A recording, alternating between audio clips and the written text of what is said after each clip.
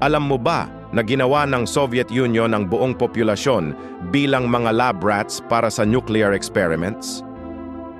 Noong 1949 sa Kazakhstan, nagsimula ang pinakamadilim na kabanata ng Cold War.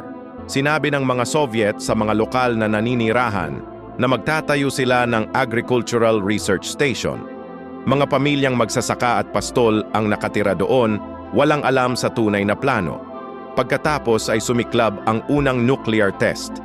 Nakita ang mushroom cloud mula sa 600 miles na distansya. Sinabi sa mga tao na geological survey, explosion lang iyon.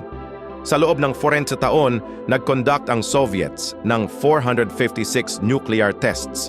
Ginagamit nila ang mga tao bilang unwitting test subjects para pag-aralan ang radiation effects.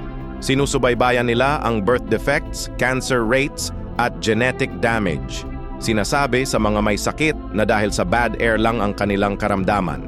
Sa huli, natuklasan na 1.5 milyon katao ang deliberately na na-expose sa radiation. Hanggang ngayon, contaminated pa rin ang lugar. Ang cancer rates ay 25 beses mas mataas kaysa normal. Ang Soviet scientists ay alam nila kung ano ang ginagawa nila sa mga tao.